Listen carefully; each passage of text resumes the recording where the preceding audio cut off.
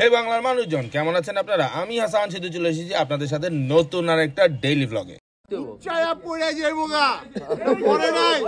সারাদিনের ঘোরাঘুরি এবং মোটর রাইড নিয়ে থাকবে আজকে ডেইলি ব্লগ। গুড মর্নিং, সকাল বাজে 7:05। আসলে কল টাইম ছিল 6টায়, কিন্তু 6টা বাজে আসলে ঘুম থেকে উঠছি ঠিকই, কিন্তু রেডি হইতে এটা করতে করতে আসলে 7টা বেজে গেছে। তো রেডি হয়ে গেলাম। আম্মা আসলে নামাজের পরে একটু বই পড়ে, তো আম্মা বই পড়তেছিল, আমি জুতাটা পরে নিলাম। জুতা পরার পরে আসলে বের হবো। এখন যাবো আসলে গ্যারেজের দিকে, কারণ গ্যারেজের সামনে অলরেডি কয়েকজন ওয়েট করতেছে। যদিও আমি 13 জিবি বের করতেছি, বাট 13 জিবি আজকে আমার সাথে থাকবে না, মানে সাথে থাকবে বাট আমি চালাবো না, আমি চালাবো অন্য একটা বাইক। সেটা আর কিছুই না, সেটা হচ্ছে টিভিএস রাইডার 125। এক্স্যাক্টলি আজকে আমার সারা দিন আমার সাথে থাকবে এই টিভিএস রাইডারটা। টিভিএস রাইডার 125 এই বাইকটা আমার সাথে 3 থেকে 4 দিন যাবত আছে। আমি সিটিতে রাইড করতেছি, বাট সিটির পাশাপাশি আমি চিন্তা করলাম যে আজকে যেহেতু মামার দিকে যাচ্ছি, এক্সপ্রেস হাইওয়েতে এই 125 সিসিটা চালাই দেখবো এটার পারফরমেন্স কেমন। কালারফুল মিটারটা আসলে আমার কাছে অনেক বেশি সুন্দর লাগছে। আপনাদের ভাবি সহ আমার সাথে আরো আছে ইমন, নীল, মিশেল এবং আরো অনেকে। আফনানও এখানে চলে আসছে এবং সামনে আর আমাদের মেইন মিড পয়েন্টে আসলে সবাই ওয়েট করতেছে, সেটা হচ্ছে যাত্রাবাড়ি ফ্লাইওভারের পরে। তো চলেন যাত্রাবাড়ি ফ্লাইওভারের দিকে আসলে রওনা দিই। রাইডারটা আসলে পিলিয়ন নিয়ে আমি প্রথম রাইড করতেছি আপনার ভাবিরে নিয়ে। আমার কাছে আসলে বাইকটা একটু হালকা মনে হইলেও পিলিয়ন নেওয়ার পরে আসলে কমফোর্টটা একটু বেটার লাগতেছে। তো আসলে এখানে চলে আসছি তেল নেওয়ার জন্য। অলরেডি বাইকে তেল ছিল, তারপরেও 1 লিটার আসলে সেফটির কারণে নিয়ে নিলাম, কারণ যদিও আমি জানি যে রাইডারে 45+ ইজিলি যায়, কারণ এভারেজে আমি এতদিন আসলে 47 to 50 পাইছি। তো আসলে যেহেতু আজকে হাইওয়েতে যাব, একটু টানাটানি করবো, একটু প্রেশার দিব বাইকে, আসলে দেখবো পারফরমেন্সটা কেমন হয় পিলিয়ন সহ, যার কারণে একটু তেল নিয়ে নিলাম। তো আসলে আমরা এই ফ্লাইওভারে এই ঠান্ডার মধ্যে আসলে ভয়ঙ্কর লাগতেছিল, আর যতই চালাইতেছি ঠান্ডা তত বাড়তেছিল মনে হইতেছিল। ফ্লাইওভার থেকে নেমে যখন টোল দিলাম, টোল দেওয়ার পর একটু সামনে আগায় দেখি শীতের মধ্যে আকুবাকু হয়ে ছোট ভাইগুলো বসে আছে। আসলে শুধুমাত্র ছোট ভাইগুলো না, রোড রাইডার্স RRZ এর ফুল টিম এখানে ওয়েট করতেছে। এই যে দেখতে পাচ্ছেন যারা, এরা সবাই যাবে। আমি লেট করছি বিধায় সবাই একটু রাগ করতেছিল, কিন্তু বেশি কথা শোনানোর আগেই আমি আসলে রওনা দিয়ে দিই। আমি বলতেছিলাম যে চলো চলো রাইডারটা চালাবো, কারণ এই রাইডার 125 এর পারফরমেন্সটা আমি আসলে এক্সপ্রেস হাইওয়েতে চেক করতে চাই। বারবার রাইডারের পারফরমেন্স চেক করবো বলতেছি বলে আমাদেরকে কেউ ছাপড়ি রাইডার ভাইবেন না, কারণ আমরা গ্রুপ রাইডটা আসলে খুব রুলস রেগুলেশন মেনটেন করে যাই। এখানে আসলে প্রত্যেকটা বাইকার একটা প্যানেলের মধ্যে থাকে। আমাদের এই টোটাল প্যানেলে একটা হেড থাকে, একটা টেল থাকে। যে হেডটাকে কেউ ক্রস করতে পারবে না এবং এই টেলটাকে কেউ আগে দিতে পারবে না। আর এর মধ্যে থাকে একটা রানার। আর আজকের হেড হচ্ছে ইমন, আর ইমনের সাথেও কিন্তু রাইডার 125 এর রেডটা আছে। ইমনের বাইকটা আর আমার বাইকটা একদম হুবহু সেম, আর জাস্ট আমারটা হচ্ছে ব্লু কালার, ইমনেরটা হচ্ছে রেড কালার। তো আমি হচ্ছি বেসিক্যালি আজকে রানার। রানারের কাজ হচ্ছে যে A to Z টোটাল প্যানেলটাকে যে কোনো ধরনের ইমার্জেন্সি কল এবং ফোকাসে রাখা। তো আমি আসলে রানার হিসেবে আমার টিভিএস রাইডার 125টাকে খুব ভালো পারফর্ম করতেছিল 150 সিসির বাইকগুলোর সাথে। গ্রুপ রাইডের সময় একটা জিনিস খুব বেশি খেয়াল রাখতে হবে, যেটা হচ্ছে টোটাল প্যানেলটা যেন যে কোনো একটা লেনে থাকে।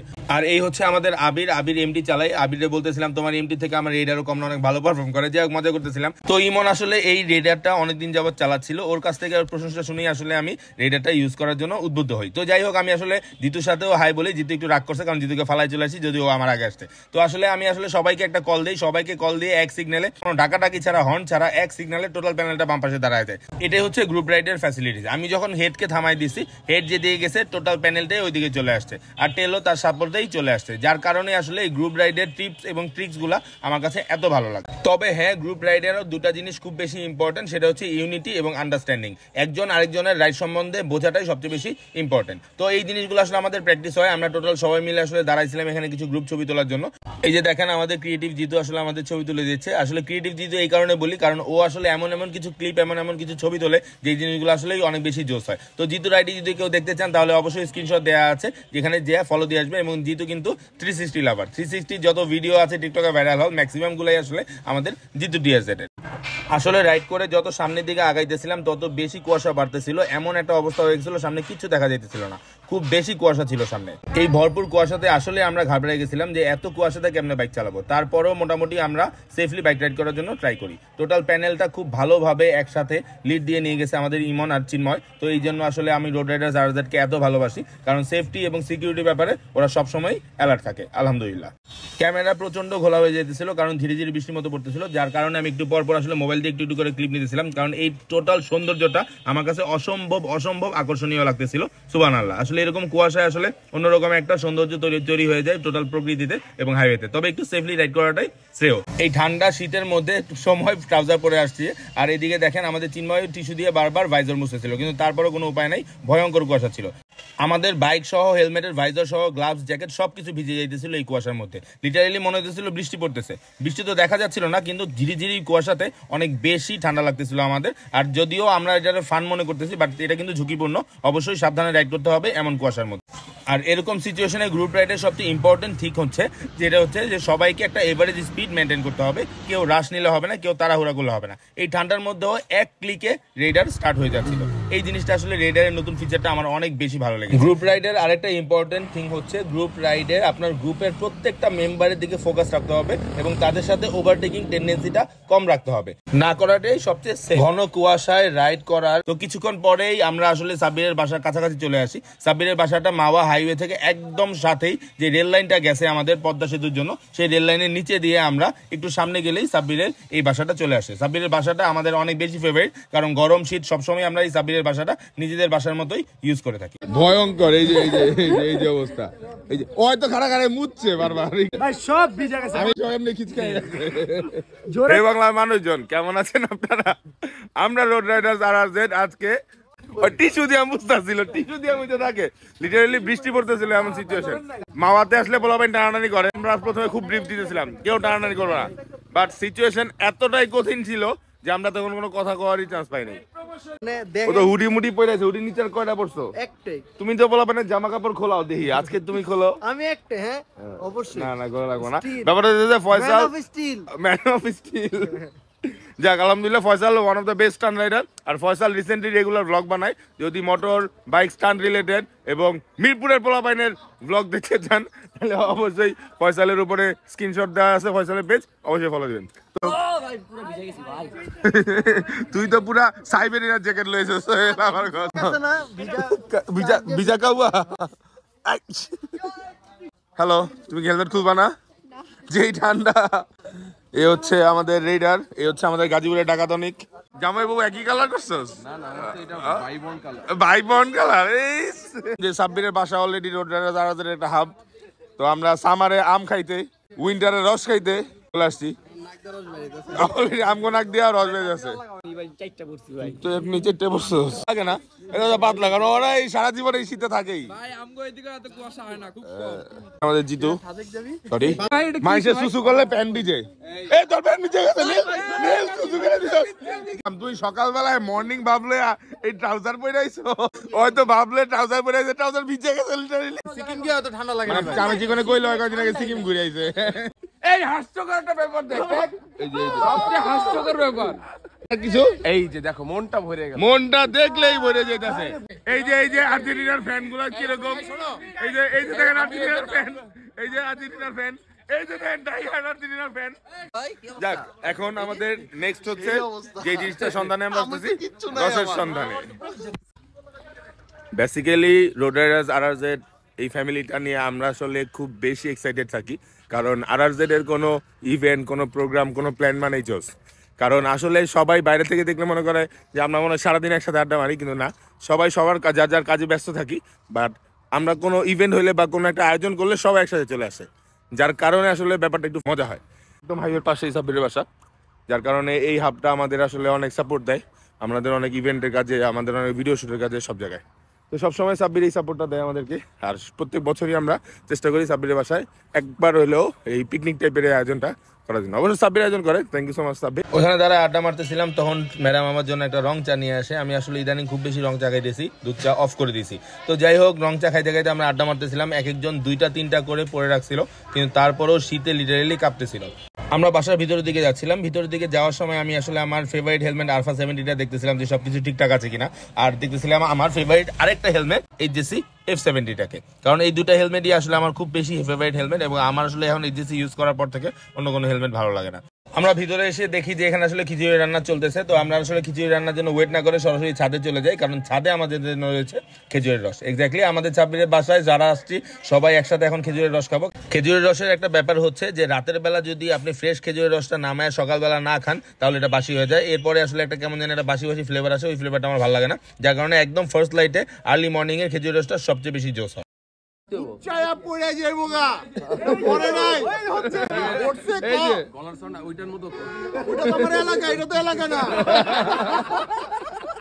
সাব্বির আমাদের সবার জন্য প্রায় 15 লিটার প্লাস খেজুরের রস আনছিল। আমরা প্রত্যেকে 2-3 গ্লাস করে খাইলেও শেষ করতে পারতাম না। আলহামদুলিল্লাহ, thank you so much Sabbir. তো খিচুড়ি রান্না হইতেছিল আর আমি খেজুরের রস খাইতেছিলাম। I love it. Second class না, ফার্স্ট ক্লাস না, ভাব নিয়ে খাইতে না, শীতের রস। তো আলহামদুলিল্লাহ আমরা আসলে সবাই প্রাণ ভরে, বুক ভরে, পেট ভরে খেজুরের রস সবাই মিলে খাইলাম। যতগুলো ছিল কম বেশি সবগুলো শেষ করছি। তো খেজুরের রস খাইতে খাইতে দেখলাম আসলে ম্যাডাম গরম পানি খেতেছে, কারণ অনেক ঠান্ডা লাগছে। তো আমরা সবাই মিলে আসলে একটা গ্রুপ ছবি উঠাইলাম। আসলে সবাই মিলে যেহেতু একসাথে আছে, একটা গ্রুপ ছবি না হইলে তো হয় না।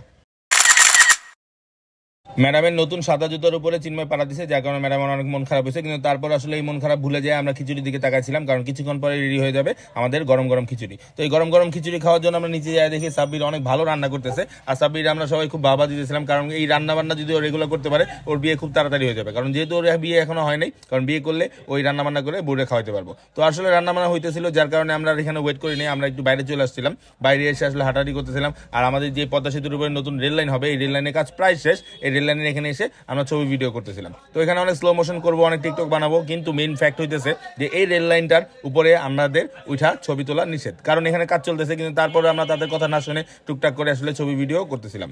তো স্লো মোশন, ছবি ভিডিও সবকিছু বাদ দিয়ে আমরা আবার বাসায় চলে আসি, কারণ আমাদের প্রচন্ড খিদা লাগছিল, আমাদের আর তর্স হইতেছিল। খিদাও লাগছে, আবার শীতও করতেছে। হ্যাঁ, যাই যাই আবার ভিজে দিতে হবে। বেসিক্যালি এই টুপিটা আমার দিছে ফয়সাল, কারণ লিটারেলি বৃষ্টি পড়তেছে, এমন একটা অবস্থা। সাব্বিরের দাদা বাড়ি, যদিও মামাতে এই টাইপের বাড়ির চাইতে যে এই টাইপের বাড়িগুলো বেশি হয়। এই দেশি রাইডগুলোর সাথে আমি আমার রেইডারটা নিয়ে আসছি, টিভিএস রেইডারটা। তো টিভিএস রেইডারটা অনেক ভালো পারফর্ম করছে। টিভিএস রেইডার নিয়ে আমি একটা ফার্স্ট ইমপ্রেশন বানানোর প্ল্যান করতেছি। আজকে প্রায় 3-4 দিন যাবত টিভিএস রেইডারটা আমার সাথে আছে।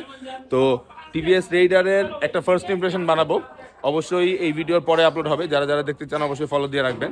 রেইডারটা আসলে আমার কাছে যেটা মনে হয়েছে যে 125 হলেও 150-র মতোই, বাট জাস্ট ইঞ্জিন আর চাকা বাদে সবকিছুই জোস। আজকে পিলিয়ন নিয়ে চালাইছি আপনার ভাবিরে নিয়ে, আমার কাছে অনেক কনফিডেন্ট লাগছে। আর যখন সিঙ্গেল চালাইছি তখন একটু লাইট ওয়েট লাগে। আচ্ছা, এগুলো নিয়ে ডিটেলস পুরোটা ফার্স্ট ইমপ্রেশনে বলবো। চলেন, এখন খিচুড়ি খাইতে হবে, ক্ষুধা লাগছে আসলে এই ঠান্ডার মধ্যে গরম গরম খিচুড়ি খাইতে হবে। এই যে আমাদের নানি, আইডিয়া দেন, দোয়া করবেন আমাদের জন্য।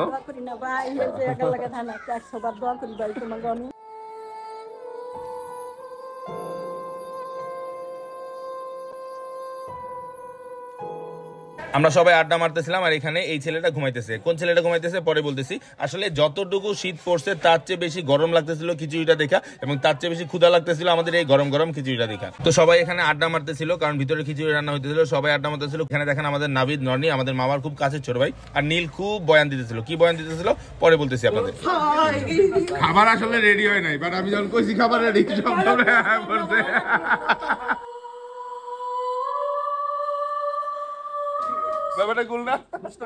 তো সবাইকে খাবার রেডি হয়েছে বলে ডস দেওয়ার পরেও সবাই ভিতরে বসে আমরা আড্ডা মারতেছিলাম। আর এই দেখেন আমাদের 3টা ভর্তা রেডি, এবং ভর্তার সাথে গরম গরম খিচুড়ি, এবং সাথে ছিল অনেক জোস একটা আচার। যখন খাবারটা দেওয়া হয়েছে, বিশ্বাস করেন ছবি ভিডিও তো পরে থাক, কেউ কারোর দিকে তাকানোর সময় ছিল না, কারণ এত ক্ষুধা লাগছিল। আর এই ঠান্ডার মধ্যে গরম গরম খিচুড়ি দেখা আমরা লোভে জিবলায় পানি চলে আসছিল, প্রচন্ড ক্ষুধা লাগছিল। আর অনেক বেশি মজা হয়েছিল এই চিকেন খিচুড়িটা। তো সবাই আসলে কেউ কারোর দিকে না তাকায়, সবাই নিজে নিজে প্লেট নিয়ে খাইতে বসে পড়ে এবং খাওয়া দাওয়া শুরু করে দিয়ে। খিচুড়িটা আসলে আমার অনেক মজা হয়েছিল, এবং আমার আসলে এই ভিডিওগুলো দেখে এডিট করার সময় আবার অনেক খাইতে ইচ্ছা করতেছিল। তো কেউ যদি খিচুড়ি খাওয়ার দাওয়াত দেন অবশ্যই দিয়ে দিবেন কমেন্টে, আমি আইসা আপনাদের বাসায় খিচুড়ি খাইতে পারবো, কারণ আমার অনেক বেশি খিচুড়ি। আমরা তো সবাই এই গরম গরম খিচুড়ি খাইতেছিলাম, আমরা খিচুড়ি নিয়ে সবাই ব্যস্ত, কিন্তু একটা ছেলে এখনো সবাই খাইতেছে আর আমাদের ইদম ঘুমাইতেছে। ওর বেটা সব খায়া লাইলো, ওই দেখ বাইরে সব খাইতেছে। এই যে আমরা নিয়ে আসছি দা ঘুমকুবের, সবাই খায়া লাইতেছে। এই যে সব সব ছবি চেক করতেছে, মানে সবাইকে খাওয়ানোর পরে আমি খাইতেছিলাম, কিন্তু খাওয়া তো শেষ হয়েছে। খাওয়ার পরে টিস্যুটা পর্যন্ত আমার রাখে নাই। যাই হোক, ম্যাডাম আমার জন্য একটা ছোট টিস্যু দিল। খাওয়া দাওয়া তো ভরপুর শেষ। এখন ঘটনা হইতেছে খাওয়া দাওয়ার পরে আমরা আবার একটু হাঁটতে আসছি, এবং আগুন পোহাচ্ছে তারা। এখনো শীত কমে নাই, বিশ্বাস করেন। প্রায় সকাল 11টা বেজে গেছে, বাট সূর্যের তো কোনো নামগন্ধ নাই, শীত কমানোর নামগন্ধ নাই। বাট এখানে আমরা দাঁড়ায় আগুন পোহাইতেছিলাম। বাট এই ব্যাপারটা দেখে আমার কাছে অনেক বেশি ভালো লাগছে, কারণ বন্ধুত্ব, বয়স, এইটার কোনো শেষ নাই। এই বয়সেও এক বন্ধু আরেক বন্ধুকে ছবি উঠাই দিতেছে। আমার টেরোতে বসে বসে তারা ছবি উঠাই দিয়েছিল। জিনিসটা দেখে আমার কাছে অনেক বেশি ভালো লাগছিল, কারণ আমিও একটা সময় হয়তো বুড়া হয়ে যাবো, আর তখন 650 বা বড় বড় 1000cc বাইক দেখে এভাবে ছবি উঠাবো। এরকম হাজারো খারাপ সিচুয়েশনের মধ্যেও বন্ধুত্বগুলো টিকে থাকুক মানুষের মাঝে, এই দোয়াটাই করি। এবং আমি আপনারাও আমার জন্য দোয়া করবেন যেন আমার বন্ধুত্বগুলোও এভাবে টিকে থাকে। যাই হোক, রেইডারটার পারফরমেন্স নিয়ে আরো ডিটেলসে কথা হবে, কিন্তু তার আগে দেখেন ছাদে আইসা সবাই দেখি যে সবাই একেবারে শুয়া কাইত হয়ে গেছে। এই ভরপুর খিচুড়ি খায়া অবস্থা সবার একদম কাইত, সবাই পেট ভরে খাইছে, এখন তো সবাই টায়ার্ড হয়ে গেছে। যাই হোক, আমাদের জন্য সাব্বির অনেক মজার একটা মিষ্টি নিয়ে আসছে। প্রথমে তো সবাই না করতেছিল এই মিষ্টি কেউ খাবে না, কিন্তু এই মিষ্টি তো আমি আগে খাইছি, আমি জানি এটা তো মিষ্টি না, একদম মাখন, এত নরম এত সফট এই মুন্সিগঞ্জের এই মিষ্টিটা। অনেকে মাওয়ার মিষ্টি বলে, অনেকে মুন্সিগঞ্জের মিষ্টি বলে, বাট সবচেয়ে মজা হইতো যদি এটা গরম গরম খাইতে পারতাম। 15 থেকে 20 টাকা ফেলা সম্ভব, আসলেই 15 থেকে 20 টাকা ফেলা সম্ভব। প্রথমে সবাই বলছিল যে মিষ্টি কেউ খাবেই না, কিন্তু এরপরে সিনটা দেখেন, এরপরে আর কেউ রাখে নাই। আমি ভাবছিলাম আমি অনেকগুলো খাবো, কিসের কি অনেকগুলো খাবো, প্যাকেট খুলতে না খুলতে একটার পর একটা 2 প্যাকেটে যা ছিল অনেকগুলো মিষ্টি আনছিল সাব্বির, সবকিছু A to Z খাই ফেলে। তো আমরা সবাই আসলে অল্প অল্প করে খাইছি এবং মিষ্টিটা আসলে অনেক মজা ছিল। Thank you so much again Sabbir. দেখতেই পাচ্ছেন 2 প্যাকেট পুরা ফুল খালি করে ফেলছে। আমি একেবারে কম বাজি মাত্র 3টা। এখন প্রায় 12টা বেজে গেছে, কিন্তু এখনো ভরপুর কুয়াশা, টাফ। ভালো লাগলো। কেন এগুলো রাখবি কেন? কেমন দেখে এইভাবেই তো সময়ের কাজ খালি চিলে করা। চলেন নামি। সবকিছু আমরা গুছায় ফেলি, কারণ এখন আমাদের রওনা দিতে হবে ঢাকার উদ্দেশ্যে। ঢাকার উদ্দেশ্যে আসলে ঢাকাতেই আছি, মানে শহরের উদ্দেশ্যে। Thank you so much. না, এখনো শেষ হচ্ছে না, এলাকা পর্যন্ত আপনাদেরকে নিয়ে যাচ্ছে এই কুয়াশাতে, রেডারের সাথে। 4B 3B। এই ঠান্ডা কুয়াশার ভিতরেও 3 থেকে 4 ঘন্টা গাড়িটা বন্ধ করে রাখলাম, তারপরে দেখেন এক ক্লিকে স্টার্ট। এই ব্যাপারটা আমার কাছে অনেক বেশি ভালো লাগছে, এর আগেও আপনাদেরকে দেখাইছি। তো চলেন সবার কাছ থেকে বিদায় নিয়ে আসলে আমরা সামনের দিকে আগাই। আমরা টোটাল প্যানেলটা আসলে ওদের এখান থেকে বিদায় নিয়ে নিই, কিন্তু আসলে আমরা সবাই একসাথেই ঢাকার দিকে যাব। কিন্তু ঢাকার দিকে যাওয়ার সময় আমরা যেই ব্যাপারগুলো নিয়ে আপনাদের সাথে কথা বলতে চাইছিলাম, গ্রুপ রাইডের ব্যাপারে আরো কিছু বলি। যেটা হচ্ছে যে গ্রুপ রাইডের ক্ষেত্রে আপনারা কেউই কখনোই ওভার স্পিড মেনটেন করবেন না এবং টোটালটা একসাথে এক প্যানেল এক লেনে চালানোর জন্য চেষ্টা করবেন, তাহলে দেখবেন গ্রুপ রাইড আরো অনেক সেফ এবং সিকিউর ভাবে করতে পারবেন। তো আজকে সারাদিনের রাইডে আসলে রেইডারটা আমাকে অনেক ভালো সাপোর্ট দিছে। 150 সিসির এতগুলো বাইকের সাথে আমি যখন রেইডার চালাইছি আমার কাছে একবারও মনে হয় নাই আমি 125 সিসির বাইক চালাইতেছি। যদিও আমি ওভার স্পিডিং করি না, আমি 60 থেকে 100-র মধ্যেই সবসময় চালানোর জন্য চেষ্টা করছি।